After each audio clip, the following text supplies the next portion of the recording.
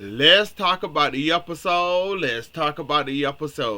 So, Chad insensitive behind.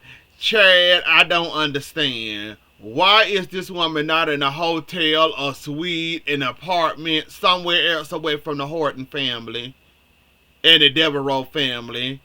Why did you put it upon yourself to invite an uninvited guest when Julie opened her home up to you and told you can live here with the kids? You have yet to ask this woman can she stay. Julie not the type that'll freak the hell out on you, but if it was me, I probably would have freaked the hell out on you and told you you can either go or take her with you or you can both can go at the same time. It's just like Chad, you want somebody to bow down and buckle to you or something, or what's going on with you, buddy?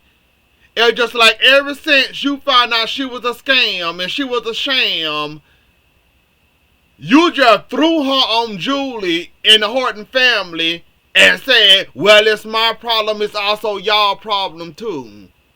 And the fact that Jennifer had to suffer that way during Thanksgiving, thinking she had her daughter all over again, come to find out it was a whole entire scam, and for you not getting her out of that house via Thanksgiving that morning, she shouldn't even have seen sunrise in that house, sunset in that house, sunrise in that house. You should have been getting her the hell out anyways. You knew family was coming. And for Jack and Jennifer, well, mainly Jennifer, to suffer like that, she should have saved the extra slap for you.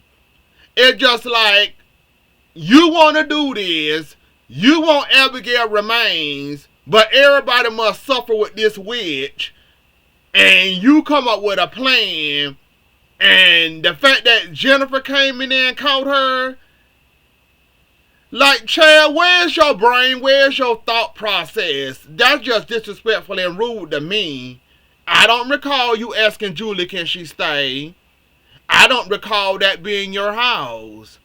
I don't recall you inviting anybody you want to invite. Bad enough, she out anyways, even though she should be locked up with Mark. You got her out to despise a plan to come back at Clyde. But why must we suffer with seeing her going through that all over again? It's just like, Chad, you so disrespectful and insensitive. And like I said, just like Jennifer should have slapped the hell out of her, she should have slapped the hell out of you too. Like, that's just plain disrespectful. Like, why didn't you have her out of the house way before any food was cooked, any family members can pop up out of nowhere, any of that? It's just like, Chad, where's your brain at nowadays? Is it hidden in Scammigail's body somewhere? Because at this point, I just don't understand how that girl was still there able to get caught. And the fact that you didn't care at all that this might happen, and somebody that don't want to see this witch might end up seeing this witch, and the fact that you wasn't sensitive enough to get that girl out of that house before the sun rising, your behind need to be slapped too, in my opinion, right along with her. Matter of fact, she need to put y'all two together and just go right across y'all faces together at the same time, because that's just too disrespectful for my liking. Because that didn't have to happen. Jennifer didn't have to go through that. Jennifer shouldn't have to raise her blood pressure at all. You knew there was a chance and there was a risk that that could happen. Did you care? No. You stood there patiently waiting for Clyde's call, besides making sure she got out for no family member shouldn't have to suffer through that. And I'm surprised Julie ain't snapped on you yet. Well, she did snap on you today. But I'm surprised Julie ain't snapped on you. Well, she did technically snapped on you when she found out she was out and then she seen her in the house. She did kind of give you a little mini snap. But the Julie we know, she always have a big snap. And I'm surprised she didn't do that to you. I guess she was kind of scared that you would leave with the kids or whatever. But Julie, that was the time to pull out that big one on his behind and place it right on top of his head, because he literally deserved it. I mean, what else can you possibly say about this situation? You're not going to get what you want. JJ might help you succeed in this plan.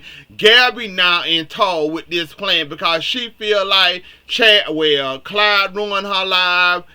All that happened because of Clyde and Stephen cheating on her and the broken leg in prison. It's just like she want to excuse herself. Gabby, are we forgetting that you picked up a murder weapon? Now, see, if we gonna blame somebody, we need to also throw some your way, baby girl. Are we forgetting that we running around here picking up murder weapons? Are we forgetting? And of course, the slow Salem PD did their job. They would have known you wasn't the killer. But then again, you did kind of play that man for the final time, which made Crazy Connie do what she did and pretend like it was you. And then your silly behind was at the right place at the right time, picking up murder weapons. So, Gabby, are we gonna blame Clyde? We gonna blame ourselves too for picking up murder weapons. Come on now, Gabby. It's just like I can't stand that when y'all want to blame everybody besides y'all self. I guess you hold no blame in that matter. Being tied up in the Lee Shin murder. Because he run around here picking up weapons off the ground with obvious blood on it. And obvious was used in the murder. But we ain't gonna talk about that though. And Gabby, was it really worth it going over there to the Demira? At this point, you want to have sex with EJ again at this point. There's no more covering and hiding up from you. It's obvious. You don't want to, you enjoy seeing EJ and you enjoy your intense interactions with EJ. It's obvious. You can call Cook and have somebody go pack up your things or what you left and have them sent to you or to your office or whatever. That's what the maids are for, right? And I'm pretty sure you're cool with Cook, right? So it's obvious you could have had somebody. Hell, you could have called Johnny, and I'm pretty sure Johnny, Chanel, anybody would have been happily helped you out. Ain't nobody tell your happy behind to go running over there to the Demira mansion, trying out your key, find out it didn't work. Then you had to knock on the door and be confronted by EJ all over again. You kind of enjoying these intense conversations with EJ, I see. It's obviously you enjoying yourself and it turning you on in some type of weird way. It's obvious at this point. Because I wouldn't have did that. You could have paid me $1 to have another intense conversation like that with EJ. Because it probably would have ended up with me being back in prison and me doing some time for a crime I did commit. If it was me. But that's just me. It's obviously it's turning you on and make you want to run and jump him or whatever. Cause you could have avoided that interaction, but you chose not to. You chose to be hot and fast and run your happy behind over there and got the welcome you was looking for, EJ being there.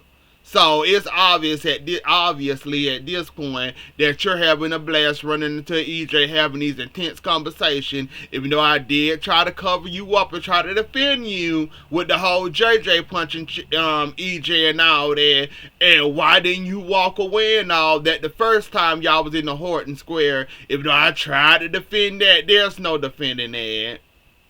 They got maids and all that all over their house. I'm pretty sure you cool with one of them. Hell, Johnny probably would have been happy to help you.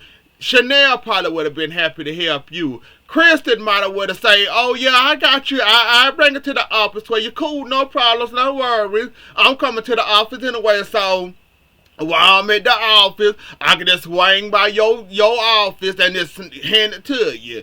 It's just like you want it there, and at this point you want it, and it's only a matter of time before you and EJ be having sex again, because that's obviously what you want at this point.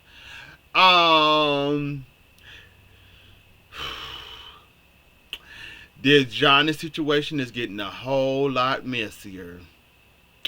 Now that Johnny confessing to his dad that he really in the bind, and Chanel want to hang around Joy, and basically Chanel then turned her into a friend, inviting her to Thanksgiving dinner and all this and all that.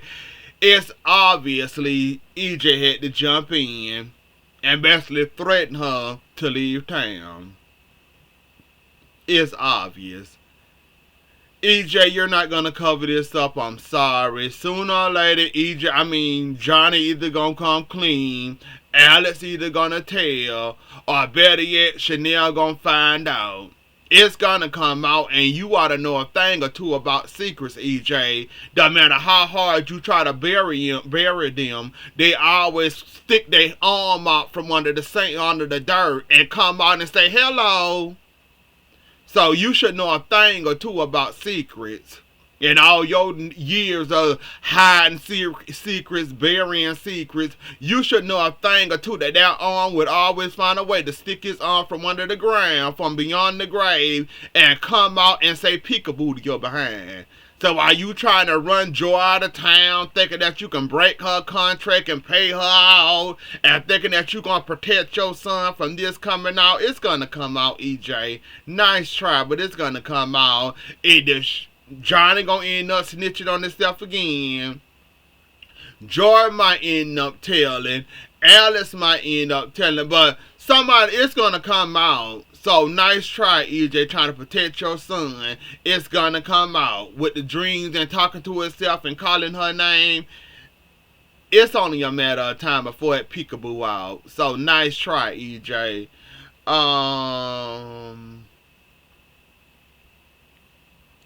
I did want to talk about the break. Oh, I did. Never mind.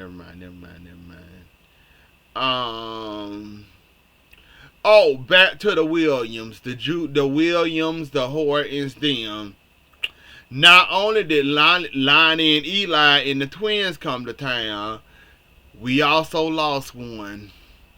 Poor Doug, and I know Julie probably heartbroken. That was the love of her life, and poor thing had to, bad enough. It was going hell already, starting to get a little fiery in the Horton house anyways, with all that going on with that girl being there and Jennifer and the interaction, and not that wasn't on the fire that was burning in that house. Poor Doug. Julian lost the love of her life, and I like that everybody came together and basically was surrounding Julian love. Even Paulina, Marlena, Kayla, Lonnie, Eli was already there. Hope got the news via the phone, which Bo been in a coma this whole time.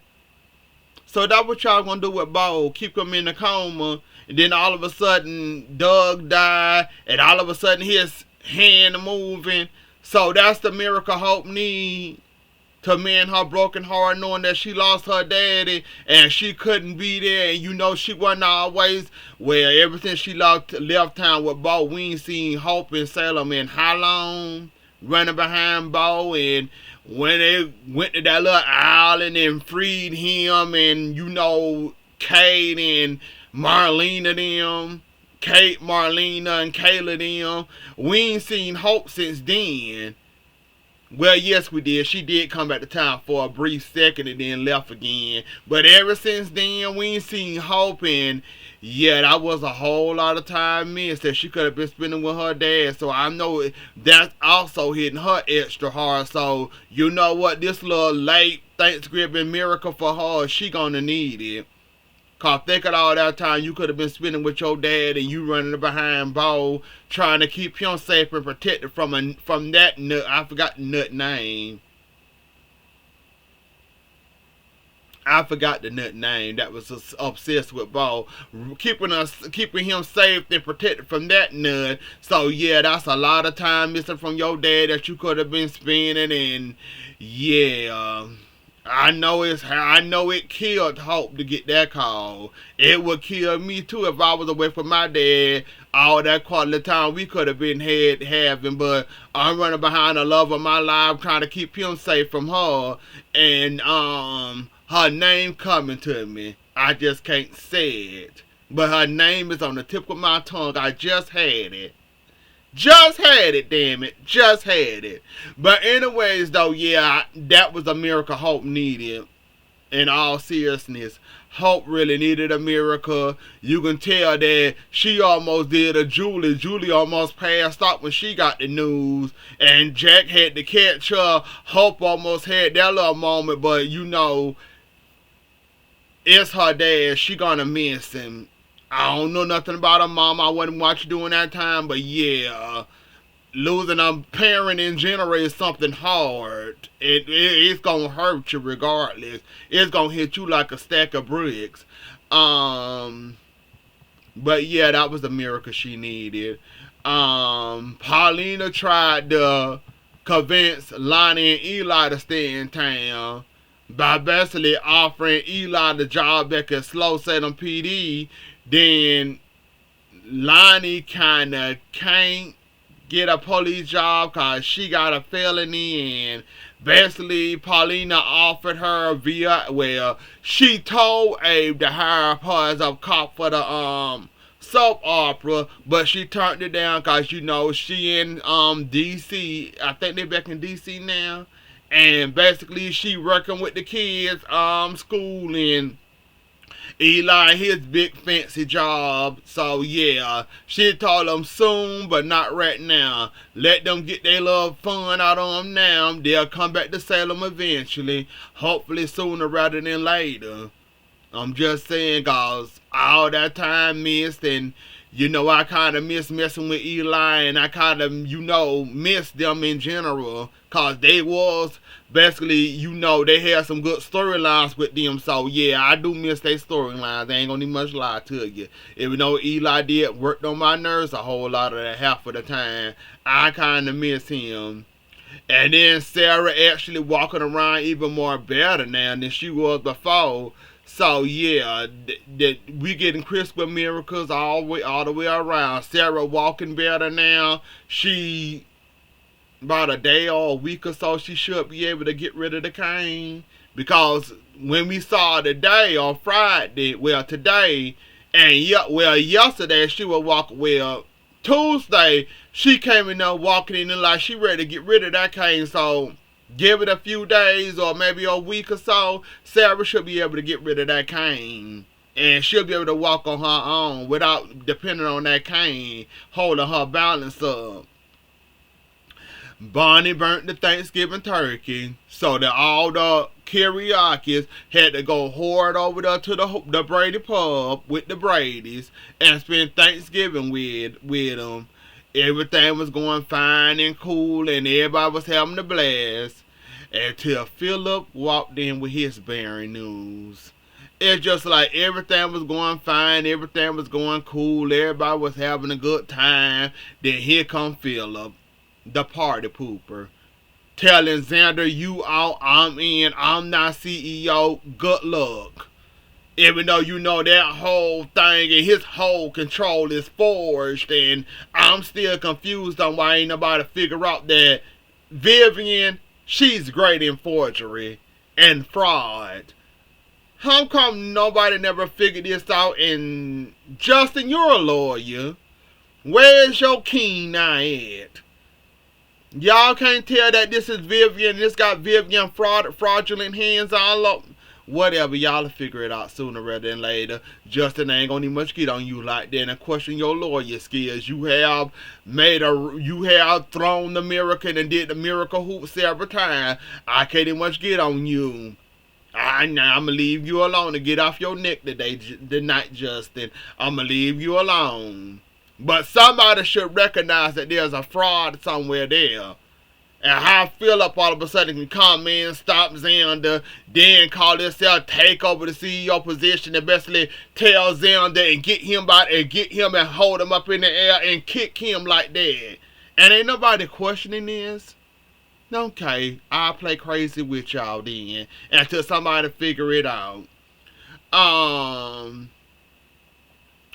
What else happened? Something else happened. But yeah, I'm still confused and lost on how y'all ain't figure it out that it was something stank doing that. And how ain't nobody figure it out that basically this whole thing is a fraud and what Vivian and told y'all ought to know something stank. But I guess y'all just forget how skillful Vivian really is, and um I don't know what to tell you at this point. But yeah, I don't know how y'all didn't figure it out yet. But I'm gonna leave y'all alone to get off y'all neck. Had a good Thanksgiving, y'all had a good Thanksgiving minus Doug passing, so I'm gonna get off all y'all necks. Anyways, though, y'all, that was the episode. Don't forget to like, share, comment, and subscribe. I'll see y'all later. Enjoy the rest of y'all night. Have a good weekend, and I'll catch y'all later. Bye.